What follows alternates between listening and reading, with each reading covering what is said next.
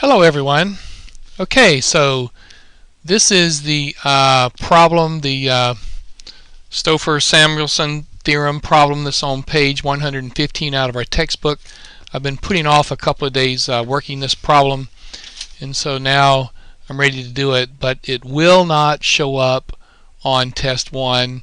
I don't know, I just think it's too hard. It's not worth the trouble, but it will show up on test 2. So here we go.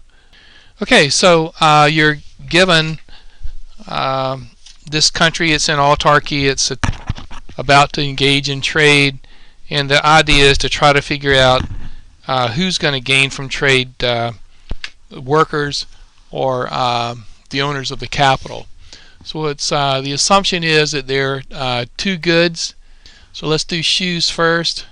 So under shoes, sales would be equal to the price of shoes times the quantity of shoes, and the amount of sales that going to labor would be the wage W times the amount of labor used, and the amount of sales going to capital would be the price of capital R times the units of capital.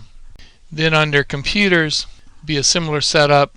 Sales would be the price of computers times the number of computers that were sold. The amount of sales going to labor would simply be the wage times the amount of laborers going to computers. I see a little mistake. There's an S right here. That should be price of computers times the number of computers sold.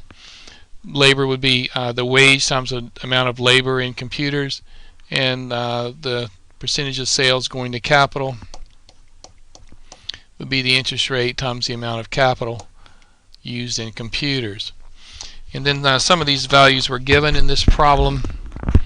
If you notice, the sales of computers was assumed to be 100, and the amount of sales going to labor was assumed to be 50 in computers, and 50 going to labor and 50 going to capital in computers.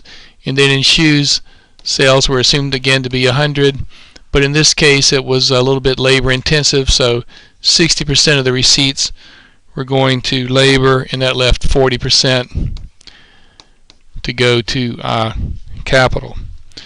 So then the issue is, if we open the market to trade, by assumption the percentage change in the price of computers, so that'd be delta PC over PC, is assumed to be 10%. And at the same time, by assumption, the percentage change in the price of shoes, which would be delta PS over PS, is assumed to be 0. And from this, they kind of work out what will happen to labor and what will happen to capital. So the way they do that is they take the two equations describing capital, so this equation right here and this one, and they rewrite them a little bit. So let's start with capital in shoes. So that would be that R times KS, so this is the receipts going to capital, is equal to total receipts, which is PS QS, minus the amount that's going to go to labor, which would be WLS. Okay, and now we're going to divide both sides by KS, so we get R is equal to PS QS over KS minus W over LS over KS. And then of course what we want to know is what is the percentage return to capital. So what that really is that's delta R over R. So I'm a little ahead of myself. Let's just leave it like that for the moment. So let's see, this was shoes. Okay, now let's do the same thing for computers. So computers would be this equation right here. So it's R KC is equal to total sales, which would be PC QC minus the payment to labor, which would be W labor going to computers. Right? And then we're going to divide through by KC, so we get R is equal to PC QC over KC minus WLC over KC. Seems really complicated, but it's going to get easier. So then what we need to do is we need to get our equations into this kind of expression, that is these percentage changes. So the way we're going to do that is we're going to consider, well, what happens to the price of shoes and the price of computers, and what happens to the return to capital and the return to wages. So if we do this in rates of change, it would be delta R, okay, and I'm going to divide through by R. I'm going to do two steps at once now. So delta R divided by R is equal to, so that is the change in interest rate is going to be equal to the change in the price of shoes, delta PS, but I'm going to put it over PS, and when I set that PS down there, I need to put one upstairs so that they'll cancel out. So I have PS QS, and then I had downstairs already KS, and remember I've divided through by R, so I need an R in there. So I don't want to trash my graph too much, but this term right here is the same as this term over here, only modified for the changes. So now let's see the second term. So it'd be minus delta W over W. Since I put that W downstairs, I need one upstairs to cancel it out. So that's WLS. And then I had KS downstairs. And don't forget I divided through the whole equation by R, so I need an R down there.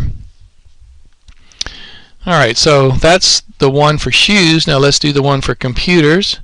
Same technique.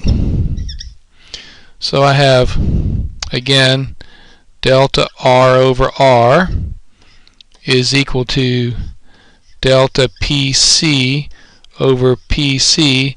And since I stuck that PC downstairs, I need to stick it upstairs so it'll cancel out. So now I have PC QC. It'll be obvious in a minute why I'm doing all that.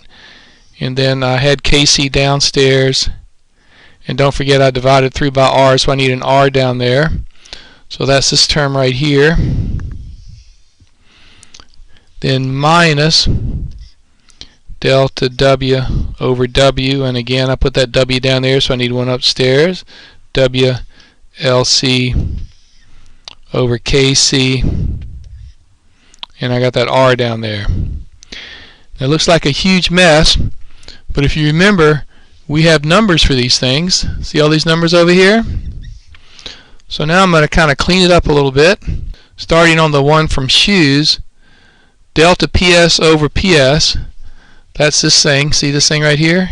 It's 0, so this term is really 0 times PS over QS over RKS.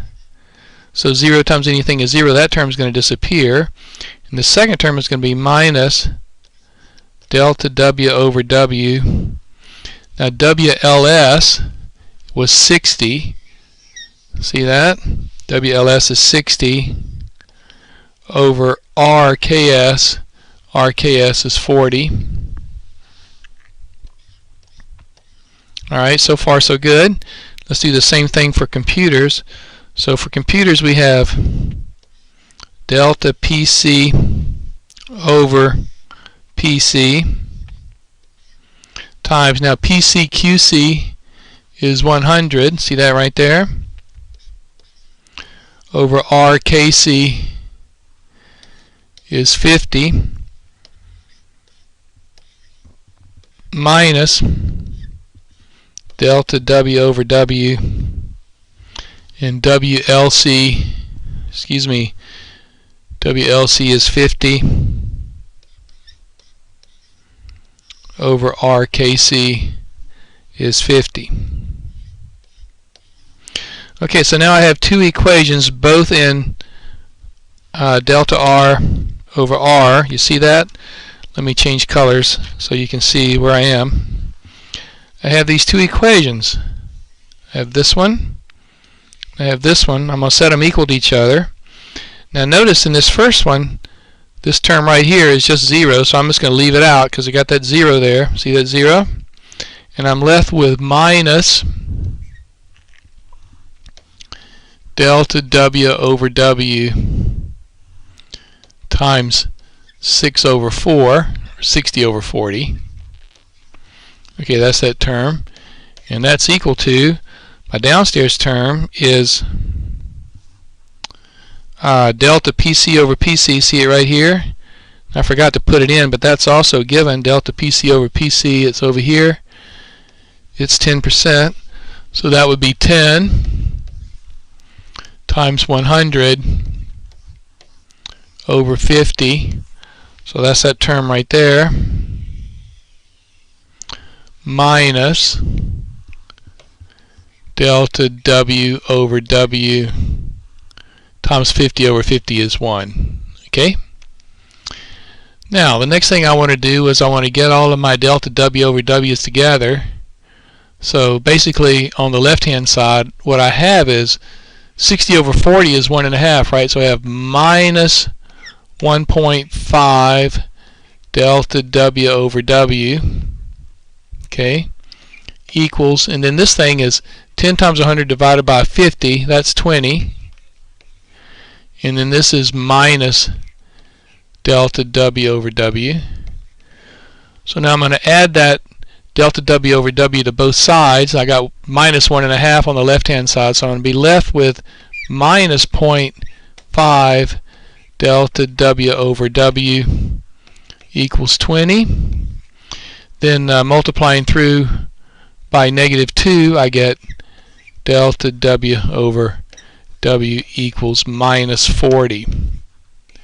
So in all that work, what we've shown is that if this country engages in trade and it was labor intensive and the price of computers went up 10%, the percentage change in wages would be a reduction of 40%. Wages would fall by 40%. Now from that we can figure out what happens to capital. I just have to find the right equation. Let's use this equation right here.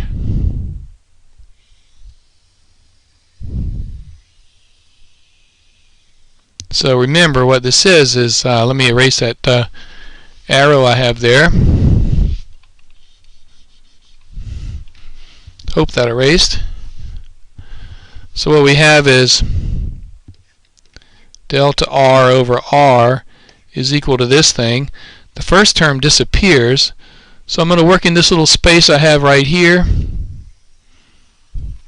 The first term disappears and I'm left with delta R over R is equal to minus, that's that minus sign right there, minus delta W over W, which was minus 40, so I got two minus signs, times 60 over 40.